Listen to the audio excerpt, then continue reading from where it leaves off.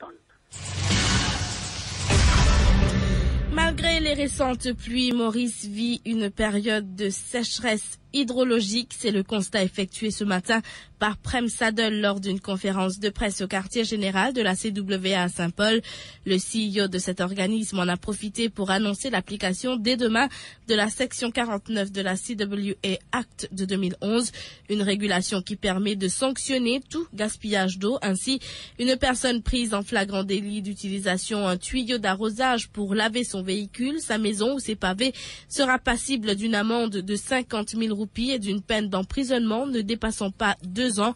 Plus de détails sur cette batterie de mesures avec Alwin Sengili. La CWA trouve qu'il est temps de sévir contre ceux qui font fi des campagnes de conscientisation et qui continuent à gaspiller l'eau potable. Dès demain, il faudra ranger les tuyaux d'arrosage et les stations de lavage de voitures devront eux aussi fermer boutique. La police veillera à faire respecter cette mesure et des hotlines seront disponibles pour dénoncer tout abus. Tout ceci à cause d'une pluviométrie déficiente. D'ailleurs, Prem Saddle demande une étude approfondie sur les raisons du manque de pluie au-dessus de Marovakwa, un réservoir qui n'est aujourd'hui rempli qu'à 23% de sa capacité. Au-delà du problème d'approvisionnement sur le plateau central, la CWA annonce qu'elle va étendre les coupures d'eau aux régions du nord, du sud et de l'est. La raison ?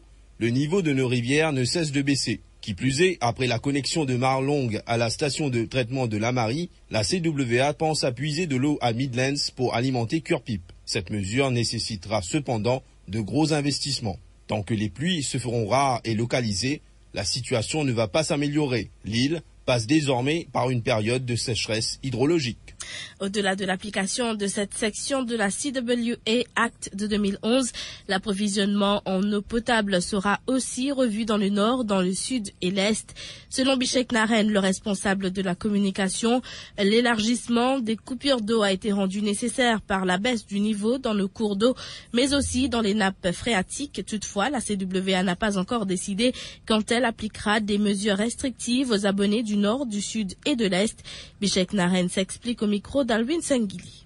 On peut trouver que la déficience maintenant, il peut élargir, il peut couvrir non seulement le plateau central, mais il peut affecter le pays en entier.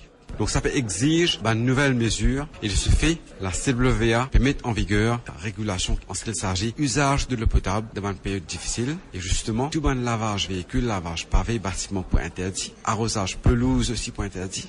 Il a aussi été question de coupures généralisées sur toute l'île, c'est-à-dire le nord, le sud et l'est. Donc là, l'équipe technique, ingénieur, technicien, ensemble avec l'équipe de Water Resources Unit, peut travailler le calendrier par rapport à de l'eau disponible dans le réservoir et aussi le comportement de borehole. Évidemment, chaque coin de l'île pour démontrer différents comportements et nous pouvons venir de très bientôt avec un nouveau calendrier de horaire d'approvisionnement.